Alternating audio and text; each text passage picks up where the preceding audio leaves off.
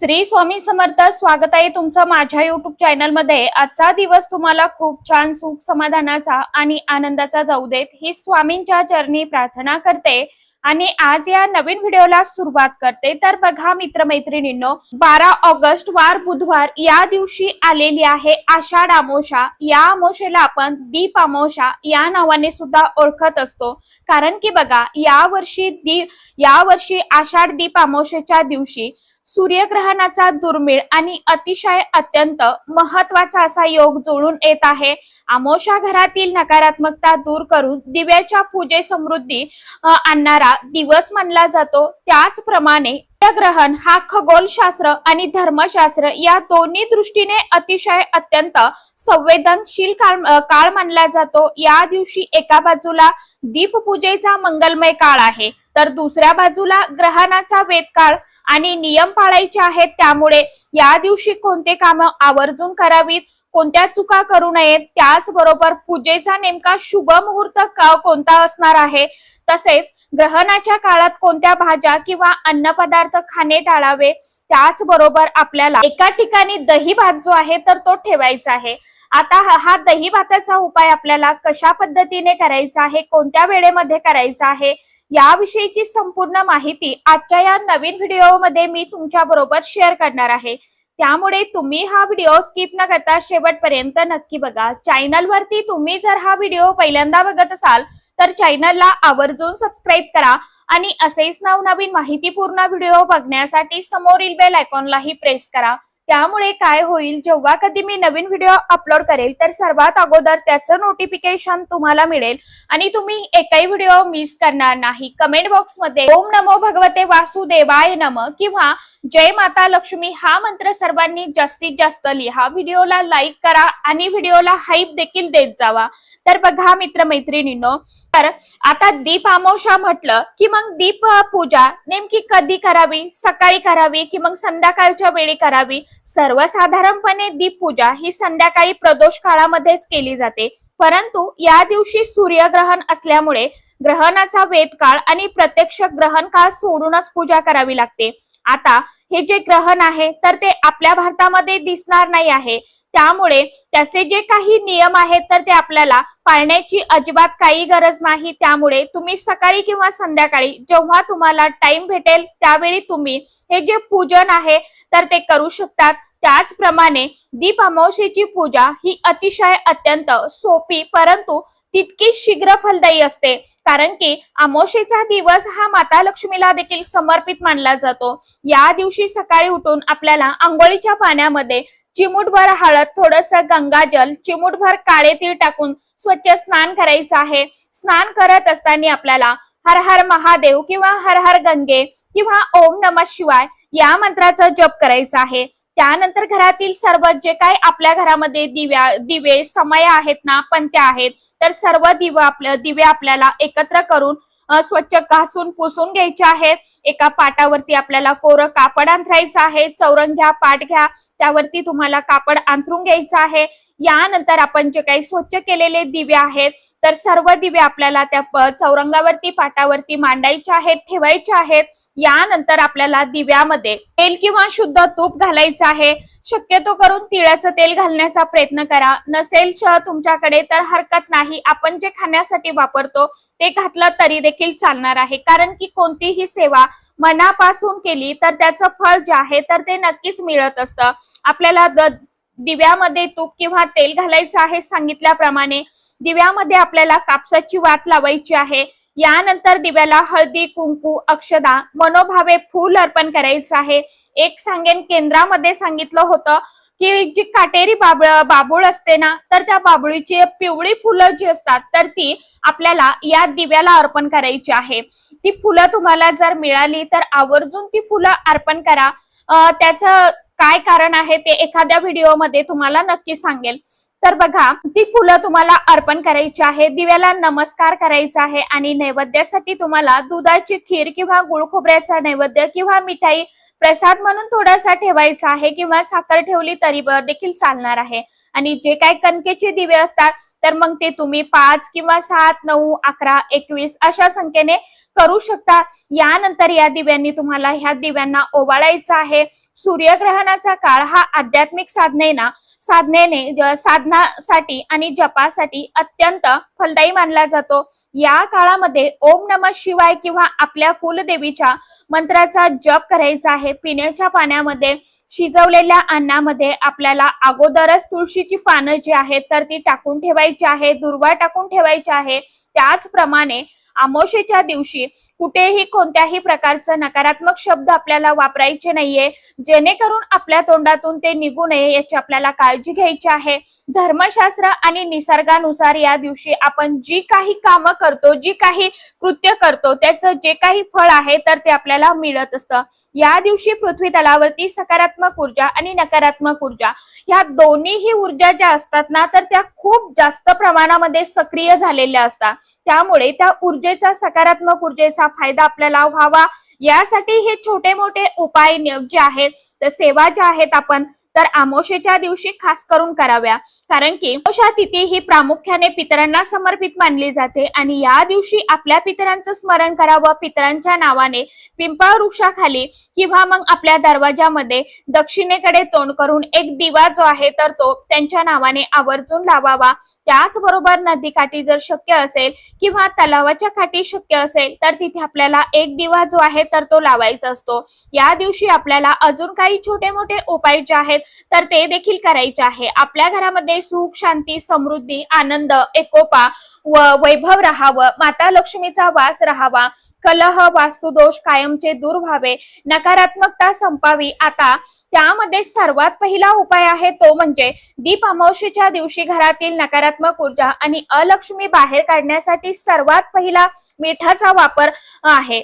सकाळी अभंग स्नान केल्यानंतर संपूर्ण घरात खडे मीठ टाकलेल्या पाण्याने स्वच्छ आपल्याला फरशी जी आहे तर ती पुसून घ्यायची आहे। यानंतर संध्याकाळच्या वेळी घरातील मुख्य प्रवेशद्वाराजवळ एक लहानशा पात्रात थोडस कापूर आणि 2 लवंगा, एक तेजपान आपल्याला जाळायचं आहे।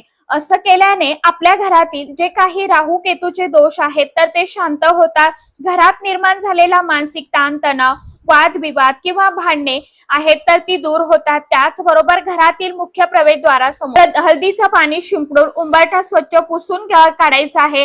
माता लक्ष्मीचं आगमन होईल। समोरचा उपाय जो आहे तर तो या दिवशी तुम्हाला करायचा आहे। आता या दिवशी तुम्हाला दीप पूजेच्या वेळी गणपती बाप्पांना म्हणजेच गणपतीला 21 दुर्वांची जुडी जी आहे तर ती अर्पण करायची आहे। गुळ खोबऱ्याचा नैवेद्य अर्पण करायचा आहे। ओम ग गणपतये नमः या मंत्राचा जप करायचा आहे, कारण या दिवशी योगायोगाने बुधवार आहे आणि बुधवार हा गणपती बाप्पांचा वार मानला जातो। त्याचप्रमाणे या दिवशी गणपती स्तोत्र, गणपती अथर्व शीर्षम आवर्जून पठण करावं। समोरचा उपाय म्हणजे कुलदेवतेसाठी अष्टमुखी आणि 4मुखी दिवा लावायचा आहे। अष्टमुखी लावला तरी चालेल किंवा 4मुखी लावला तरी देखील चालणार आहे। त्यामध्ये तुम्हाला तिळाचं तेल घालायचं आहे किंवा मग तुम्ही तूप देखील घालू शकता। या दिवशी पिंपळाच्या झाडाची पूजा करण्याला खास विशेष अनन्यसाधारण महत्व दिलं जातं। पिंपळाच्या झाडामध्ये ब्रह्मा, विष्णू आणि महेश या त्रिदेवांचं वास्तव्य असतं। तिथे सुद्धा तुम्हाला एक दिवा जो आहे तर तो लावायचा आहे। अमावस्येच्या या पावन दिवशी संपूर्ण मनापासून श्रद्धेने आणि भक्तिभावाने हे छोटे मोठे उपाय करून बघा। याचा खूप चांगला लाभ जो आहे तर तो तुम्हाला अनुभवायला मिळेल। आता यानंतर या दिवशी आपल्याला काय करायचं आहे, काय खायचं नाही तर बघा, आता आपण दीप अमावस्या जी आहे तर त्या श्रावणाच्या चाहुलीचा हा एक दिवस असतो। या दिवसापासूनच श्रावण महिन्याला सुरुवात होत असते। त्यामुळे आपल्या घरामध्ये चुकूनही या दिवशी काय पदार्थ जे आहेत तर ते आपल्याला बनवायचे नाहीत। जर आपण हे बनवले तर त्याचे अनेक प्रकारचे दोष जे आहेत तर ते आपल्याला लागत असतात। यासाठी तुम्हाला सर्वात प्रथम काय करायचं आहे तर आपल्या घराची व्यवस्थितपणे स्वच्छता करून घ्यायची आहे। हे पदार्थ जर आपण खाल्ले तर आपल्या जीवनामध्ये अनेक संकटांचा सामना जो आहे तर तो करावा लागतो। आपले ग्रह कुठेतरी कमजोर होत असतात आणि केलेल्या सेवेचं उपायांचं जे काही फळ आहे ना तर ते आपल्याला मिळत नाही। त्यामुळे आपण जी काही कामं करतो, सेवा करतो, उपाय करतो, तर त्याचं फळ आपल्याला प्राप्त होत नाही। या सर्व गोष्टी आपल्याला पाळायच्या असतात। म्हणूनच आपण हे छोटे मोठे नियम जे आहेत तर ते आवर्जून पाळावे। आपण जे काही खातो ना, तर तेच अन्न पदार्थाची ऊर्जा ही आपल्या शरीरामध्ये उतरत असते आणि आपला स्वभाव देखील त्याच पद्धतीचा होत असतो। आपण नकारात्मक विचार केला तर नकारात्मक गोष्टी आपल्या सोबत घडतात, सकारात्मक विचार केला तर सकारात्मक गोष्टी आपल्या बरोबर घडत असतात। त्यामुळे या सर्व गोष्टी ज्या आहेत तर त्या आपल्याला पाळायच्या आहेत। आता कोणते पदार्थ खायचे नाहीत तर बघा, यामध्ये तुम्हाला सर्वात पहिला पदार्थ तो म्हणजे मांसाहार। या दिवशी करू नका, अर्थात या दिवशी बऱ्याच ठिकाणी मांसाहार केला जातो। हा जो दिवस आहे तर तो मांसाहाराचा अजिबात नसतो। या दिवशी आपल्या घरामध्ये पूर्ण स्वच्छता, साफसफाई करून घ्यायची असते, कारण श्रावणात आगमन आपल्याला करायचं असतं। यामुळे चुकूनही आपल्याला या दिवशी मांसाहार जो आहे तर तो करायचा नाही। या दिवशी दही भाताचा अतिशय अत्यंत प्रभावशाली असा उपाय देखील आपल्याला करायचा आहे। आता या दिवशी आपले पूर्वज देखील पृथ्वी तलावरती येत असतात, तर म्हणूनच आपल्याला पितरांसाठी दही भाताचा नैवेद्य आपल्याला करायचा आहे, त्यांना अर्पण करायचं आहे। दही भातामध्ये आपल्या घरातील नकारात्मक ऊर्जा ही संपवण्याची खूप जास्त प्रमाणामध्ये ताकद असते। आता तुम्हाला काय करायचं आहे, थोडेसे तांदूळ घ्यायचे, या तांदूळाचा भात तुम्हाला शिजून घ्यायचा आहे। आता हा भात शिजवत असताना जास्त प्रमाणामध्ये तुम्हाला शिजवायचा नाही, अगदी कपभर तांदूळ घ्यायचा आहे, थोडासाच तुम्हाला शिजवायचा आहे। जेवढा शिजवायचा की आपल्याला तो फक्त उपायासाठी लागणार आहे इतकाच भात तुम्हाला शिजून घ्यायचा आहे। त्या भातामध्ये तुम्हाला चुकून देखील तेल, तूप, मीठ काहीही कुठलंही साहित्य टाकायचं नाही, फक्त भात तुम्हाला शिजवायचा आहे। यानंतर 2 प्लेट मध्ये तुम्हाला भात तुम्हाला काढून घ्यायचा आहे, त्यावरती थोडंसं दही टाकायचं आहे। प्लेट नसेल द्रोण घ्या, पत्रवाळी घ्या, त्यावरती तुम्हाला टाकायचा। पहिली प्लेट हातामध्ये घ्यायची, त्यावरती आपल्याला घरातील प्रत्येक कोपऱ्यामध्ये हा भात जो आहे तर तो थोडा थोडा टाकायचा।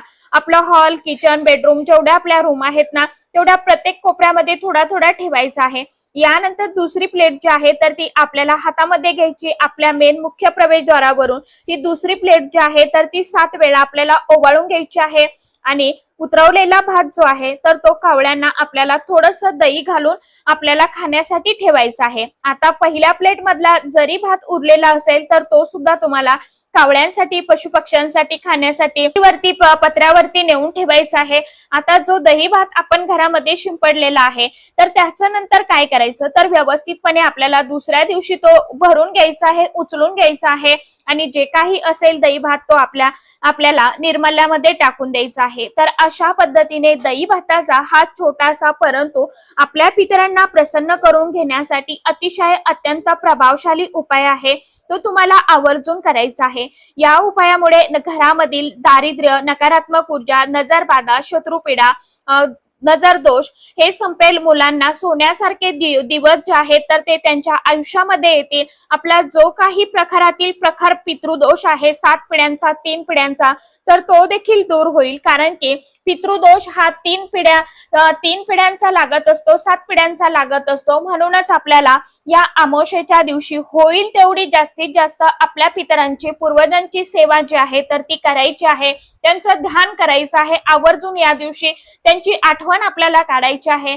त्यांच्यासाठी आपल्याला 1 लोटा भरून पाणी घ्यायचं आहे, त्या लोट्यामध्ये थोडेसे काळे तीळ टाकायचे आहे आणि हे पाणी आपल्याला दक्षिण दिशेला तोंड करून आपल्या पितरांसाठी अर्पण करायचं आहे। पाणी अर्पण करत असताना तुम्हाला ओम पितृ देवताय नमः हा मंत्र तुम्हाला मनामध्ये जप करायचा आहे। आपल्या पितरांसाठी दक्षिण दिशेला एक दिवा लावायचा आहे, कारण की अमावस्येची रात्र ही काळोखाची रात्र मानली जाते। म्हणून आपल्याला या दिवशी आपण जेवढे दिवे लावू तितका प्रकाश जो आहे तर तो आपल्या आयुष्यामध्ये पडत असतो आणि आपल्या पितरांच्या वाटेमध्ये सुद्धा त्यांना उजेड पडत असतो। म्हणून आपण या दिवशी जास्तीत जास्त दिवे लावण्याचा प्रयत्न करायचा आहे। यानंतर ही आपल्या चॅनल वरती अमावस्येचे उपायांचे व्हिडिओ येतीलच। थोडंसं नेटवर्क इश्यू असल्यामुळे व्हिडिओ आपले थोडे मागे पुढे होत आहे, तर YouTube परिवारांनी समजून घ्यावं।